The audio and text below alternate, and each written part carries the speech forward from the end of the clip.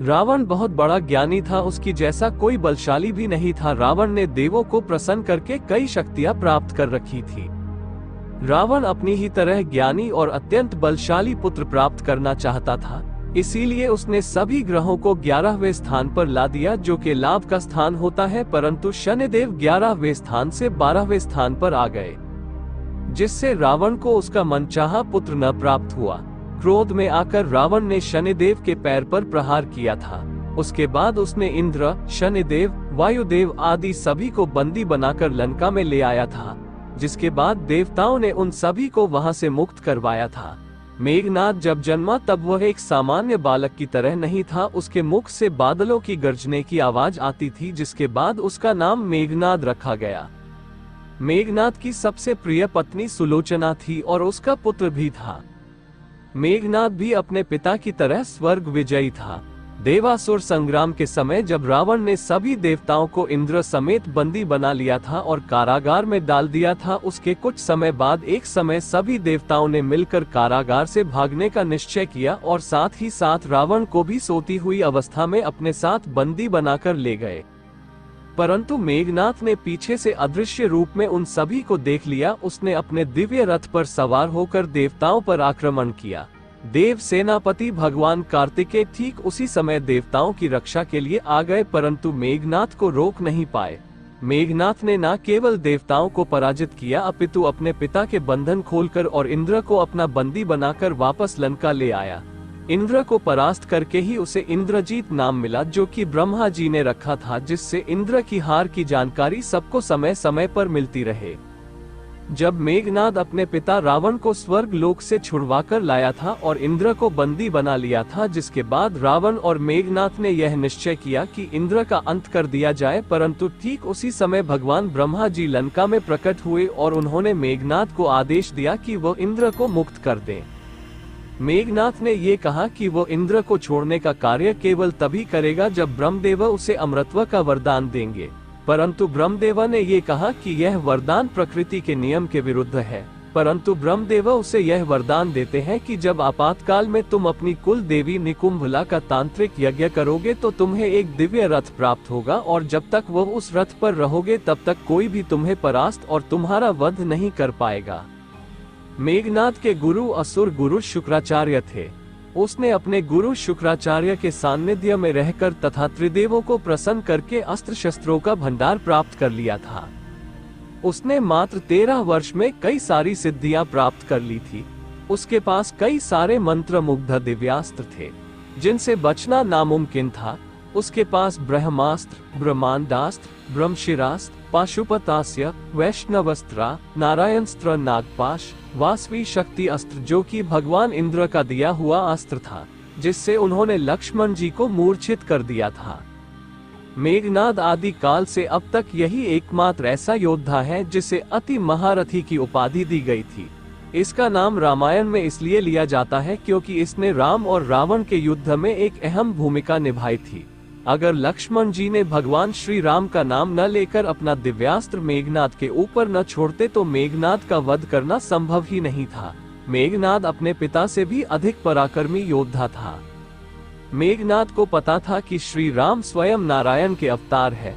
उसने अपने पिता को समझाने की बहुत कोशिश की, लेकिन उसके पिता नहीं माने, जिसके बाद रावण ने अपने पुत्र मेघनाद को अपमानित किया और उसे काय कहने लगे।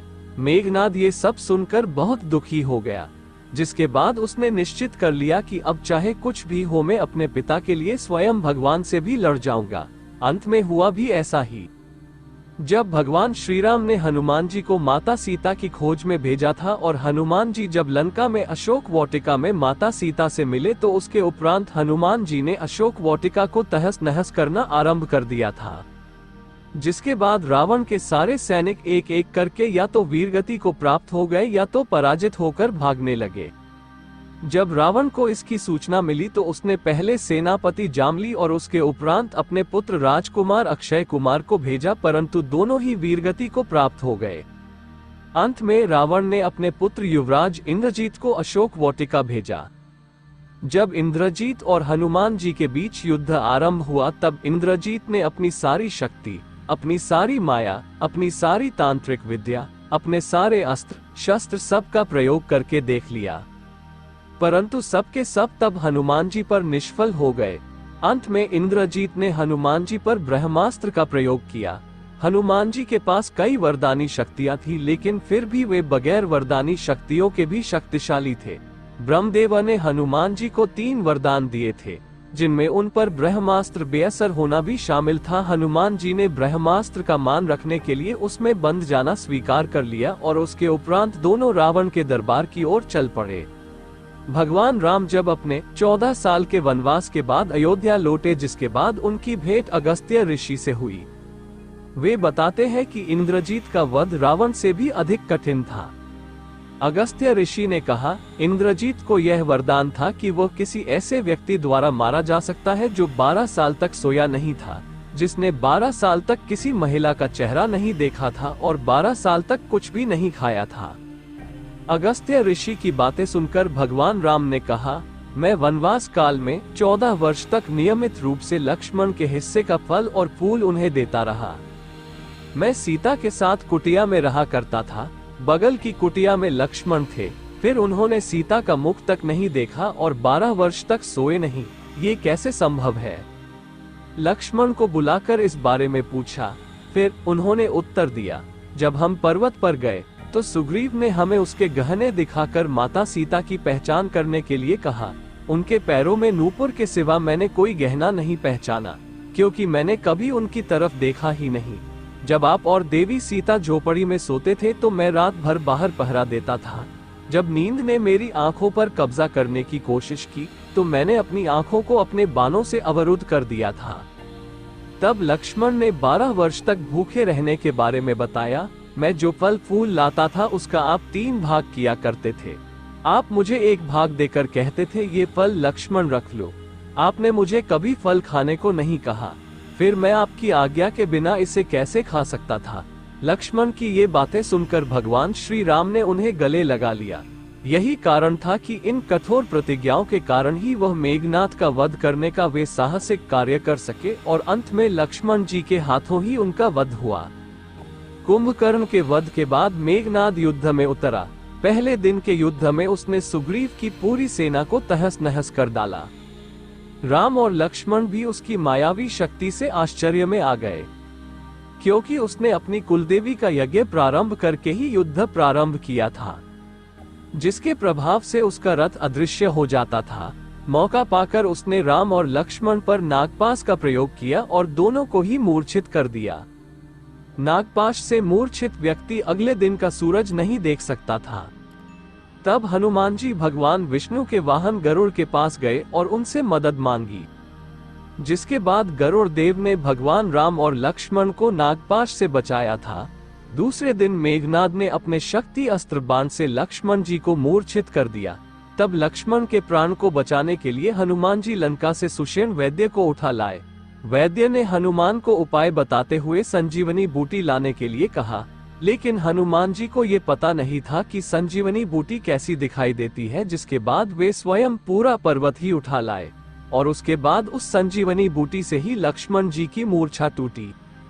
तीसरे दिन विभीषण के कहने पर लक्ष्मण वहां जा पहुंचे जहां मेघनाद कुलदेवी का यज्ञ करवा रहा था। यज्ञ में कुलदेवी की पूजा करते समय हथियार उठाने की मनाही थी, परंतु फिर भी वहां रखे यज्ञ पात्रों की सहायता से मेघनाद लक्ष्मण से बचते हुए सकुशल लंका पहुंच गया और वहां जाकर उसने पिता को सारी बात बताई। चौथे दिन जब वह अपने यज्ञ का आरंभ महल से बहुत दूर किसी जगह पर करवा रहा था, जिसकी जानकारी विभीषण को अपने गुप्तचरों से मिल गई थी, विभीषण तुरंत लक्ष्मण जी और वानर सेना को लेकर वहां पहुंचे। इन वानर सेनाओं ने उसके यज्ञ को पूरा खराब कर दिया था। जब मेघनाद को ये पता चला कि यह सब विभीषण ने करवाया है, तो उसने क्रोध में आकर विभीषण पर यमस्त्र से वार किया, परंतु यशराज कुबेर जी ने इस अस्त्र की काट लक्ष्मण जी को पहले से ही बता दी थी, जिसके बाद उन्होंने विभीषण को बचा लिया था। जिसके बाद मेघनाद और अधिक क्रोधित हो गया और उन दोनों के बीच एक महायुद्ध का प्रारंभ हो गया। तब मेघनाद ने अपने सबसे 3 घातक बाण को इस्तेमाल करने का सोचा। उसने जैसे ही अपना ब्रह्मास्त्र को प्रकार किया, तब ब्रह्मा जी ने मेघनाद से कहा कि ये युद्ध के नियम के विरुद्ध है, परंतु वो ना माना और उसने लक्ष्मण जी की तरफ वह तीर छोड़ दिया। लेकिन उन्हें कुछ नहीं हुआ, वह अस्त्र उन्हें प्रणाम करके निस्तेज हो गया, क्योंकि लक्ष्मण जी स्वयं शेषनाग के अवतार थे, उन्हें भला कोई भी अस्त्र कैसे छू सकता था। उसके बाद उसने भगवान शिव और भगवान विष्णु से प्राप्त पाशुपतास्त्र और नारायणास्त्र का उपयोग किया, परंतु उसका भी लक्ष्मण जी पर कोई असर नहीं हुआ, और अंत में जब मेघनाद को लगा कि अब कुछ नहीं हो सकता, तब उसने ये स्वीकार ही कर लिया कि उसकी मृत्यु स्वयं भगवान के हाथों से हो रही है। तब वह दुखी नहीं हुआ और बाद में लक्ष्मण जी ने भगवान श्री राम का नाम लेकर एक दिव्यास्त्र मेघनाद की तरफ छोड़ दिया, जिससे उसकी मृत्यु हो गई और उसका सिर कटकर भगवान राम के चरणों में गिर गया और मेघनाद का अंत हो गया।